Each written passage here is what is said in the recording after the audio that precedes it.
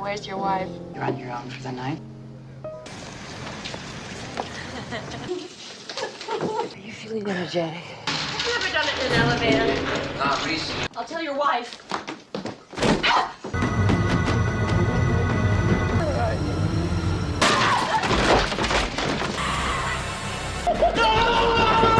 Please support the channel by subscribing and liking this video. Thank you. Dan Gallagher is a successful, happily married New York attorney living in Manhattan. His wife is named Beth, and their daughter, Ellen. We see the couple getting ready for a party at a Japanese place. After leaving Ellen with the babysitter, they head to the party. While at the bar getting champagne, Dan encounters an alluring woman named Forrest, who has recently taken on a role as an editor at a publishing company where Dan has been practicing law. As their conversation unfolds, Dan departs when Beth calls for him. The following morning, Beth and Ellen are going out of town for the weekend. Dan bids them farewell before attending a meeting concerning a case at the publishing house. Alex comes and the meeting begins. Throughout the conference, Alex and Dan often exchange glances. After the meeting, they wait for a taxi in the rain, positioned at different locations. Dan's umbrella fails to open. Alex notices this and lends him her umbrella. When unable to find an empty taxi, Dan offers they have coffee instead. As they enjoy their hot beverages, the conversation deepens. Dan eventually develops a love affair with Alex. He assumed it was only a fling, but she became obsessed with him. Dan quietly returns home early. In the morning, he phones his wife and asks about Ellen, telling her that everything is great. Beth comments that they had a wonderful weekend and Ellen wants a bunny. Dan asks her not to make any promises to their daughter. Beth plans to return the next day as she has yet to see the interior of the house they are considering purchasing. Dan's phone rings after he hangs up. It's Alex, who is unhappy with him for leaving without warning. Despite his reasons, Alex continues on inviting him to lunch. When Alex vows to behave, he hesitantly accepts the invitation. They eat lunch while listening to opera. Dan recalls his first experience with opera as a child. Alex wonders why all the intriguing men are married. Dan suggests that their inaccessibility is alluring and compliments his wife and child. Dan is surprised and says she knows how to ask the wrong question. Alex says they had a great time the night before and she wants to see Dan again, just to find out where he stands. Dan, who is married, says this might not be possible, which Alex takes as her own bad luck. They then go back to sleep together. When Dan wakes up, he starts getting dressed right away and says he's running late. Alex, annoyed that he always leaves like that, tries to stop him angrily. Dan assures her that he hasn't concealed the fact that he's married, and they entered this relationship with full awareness. He exhorts her to use common sense. Alex responds that she would respect him more if he told her to go lost. Alex screams for him to leave and kicks him in anger. Alex returns just as Dan is ready to go, wishing to say goodbye like friends and crying as she apologizes for upsetting him. Dan tells her she doesn't have to cry, but as they kiss one last time, he discovers Alex has cut her wrists, which makes him fear and want to help. He couldn't abandon her in that state, so he covers her wounds securely with a shirt. Later, posing as though he is at home, Dan uses Alex's phone to call his wife and finish their standard discussion. He reluctantly spends the night with Alex, and when he wakes up, he says he has to go. Dan gives her a tender kiss and leaves after Alex makes a commitment to visit the hospital. To avoid raising Beth's suspicions, he gives his dog his food after arriving home and makes his bed look like he spent the entire night there. Dan is eventually reunited with his wife and daughter when he gets home from work. The happy family scene resumes after they catch up. Beth says she likes living in the suburban home. The next morning, they visit the house together. It appeals to Dan as well, and the couple decides to purchase it since they want to save more money by moving out of New York. Dan is surprised to see Alex waiting for him when he arrives at the workplace at midday. She accepts his invitation to his office and apologizes for what happened the night before, thanking him for staying with her when many men would have simply fled. She suggests they go together when she discloses that she has 2 tickets to the opera Madama Butterfly in 2 weeks on Thursday. Dan graciously rejects, and Alex, who doesn't appear to mind, bids him for the final time goodbye.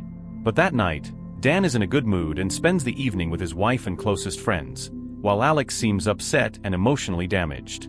Dan finds out at work the following day that Alex had contacted him several times. Overwhelmed, He grudgingly answers the final call and makes it apparent that he does not want to meet again. Alex seems to understand and accept this. Dan is ready to approach his lovely wife that evening after praising her when the doorbell rings, an unwelcome interruption. They have another exciting night together after their close friends arrive. In the meantime, the phone keeps ringing. Beth responds, but gets no response. Dan is tense when he realizes it's Alex phoning. Later, as they are sleeping, the phone rings once more. Dan pretends to be speaking to a client while Alex calls. Alex, in a demanding tone, insists on meeting at noon. Thinking it might be their last conversation, Dan reluctantly agrees to meet to resolve things. When they first meet, Dan stresses how great his marriage is and begs Alex not to become involved. Alex acknowledges that she is in love with him and that she doesn't want to hurt him. Alex discloses that she is pregnant and that they will have a child when Dan maintains that it was only a one-night stand. Dan is shocked by this information, particularly considering Alex wasn't taking birth control. She explains that she didn't think she could conceive after having a terrible miscarriage the year before. He offers to pay for an abortion and starts talking more calmly. Nevertheless, Alex is resolved to bring the pregnancy to term because she is 36 years old and believes this may be her last chance to become a mother. She hopes that Dan might want to be engaged in the process. The following day, Alex leaves her apartment, and shortly after, Dan covertly enters the house. In an attempt to find proof that she might be seeing someone else, he searches through some documents. But he fails to produce anything. He then confides in his best friend about the difficult circumstance he is going through. Lacking knowledge of family law, he hopes his friend can aid him. Dan is afraid at the idea of losing his family.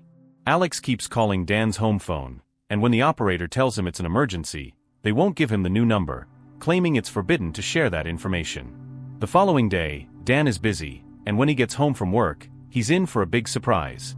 After learning that Dan is moving, Alex talks to Beth as though she plans to buy their house, and Beth introduces Alex to her husband. Alex then says they had met before at a party in Japan, and Dan pretends he doesn't remember, so he ends the conversation using work as an excuse. Alex expresses genuine interest in the house, and upon hearing this, Beth provides her with a new phone number to facilitate communication. Dan can only observe. In the evening, Dan goes to confront Alex. She greets him happily and remains quite composed. Dan yells at her, calling her pathetic. Alex asserts that she doesn't need pity, refuses to be used and discarded like a prostitute, and demands respect as the mother of his child. She attempts to get closer to him. As Dan is about to exit the house, Alex threatens to disclose everything to his wife. This infuriates Dan. Alex immediately calls Beth, furious, but still says nothing. The next day, Dan hastens the moving process. The phone at his new house rings incessantly, causing Dan great stress as the likelihood of Alex calling is high. Fortunately, it turns out to be his assistant, which brings him relief. The following day, Dan is in high spirits because he has finally acquired the bunny his daughter has been wanting for a long time and intends to present her with the gift as soon as possible. However, this joyful moment turns into a nightmare when he discovers that his car has been rendered inoperable with some chemicals. Dan realizes that Alex is behind this. He calls his wife and explains that the car was completely damaged due to the electrical system. Later, he buys a new car and leaves for home, with Alex still following him in secret. When Dan finally gets home, the only person who is disturbed by this perfect moment is Alex. The following day, Dan goes to the police station and, acting as if he is speaking on behalf of a client, asks for a warning for Alex. The lieutenant explains that they can't do anything based on suspicion without evidence, but they can step in during the act. A few days later, after spending some time at Grandma's, they return home, and Ellen runs to her bunny, but a terrible reality awaits the family when Beth enters the kitchen and sees something boiling on the stove. She screams when she opens the lid and sees that it's Ellen's bunny. Dan then informs Beth about the affair and Alex's pregnancy. She becomes furious and demands that he leave. He phones Alex to let her know that Beth is aware of the affair before leaving. Beth calls and threatens to murder her if she doesn't stop. Unbeknownst to Dan and Beth, Alex takes Ellen to an amusement park after school and purchases her ice cream. Like riding a roller coaster with her. When Beth learns that she has no idea where Ellen is, she becomes terrified. Beth is hospitalized after she rear-ends a car that was stopped at an intersection while driving around looking for something. And Dan is anxious as he rushes to the hospital. Thankfully, Hearing that his wife is not in critical condition gives him some peace of mind. In retaliation, Dan storms into Alex's apartment and attacks her, choking her short of strangling her. He stops himself, but she lunges at him with a kitchen knife, and he overpowers her, putting the knife down and walking away, with Alex grinning.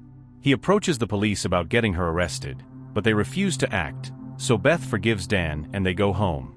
Dan goes to the kitchen to make his wife a cup of tea while Beth gets ready for her own bath. Abruptly, Alex shows up in the restroom, carrying the kitchen knife once more. She fidgets anxiously and cuts her own leg slightly with the knife as she begins to vent her anger on Beth before attacking her. Dan is unable to hear Alex and Beth's battle because of the kettle's whistling. Dan eventually hears the yelling. He dashes in, drags Alex into the bathtub, and then appears to drown her. She swings the knife as she abruptly rises from the water. Beth shoots her after going looking for Dan's gun, killing her in the chest. Police cars are seen outside the house in the last scene. As Dan finishes talking with the cops, he walks inside, where Beth is waiting for him. They embrace and proceed upstairs as the camera focuses on a picture of Dan, Beth, and Ellen. Watch more interesting movie recaps on the screen, subscribe to the channel, and don't forget to like this video. See you on the next one.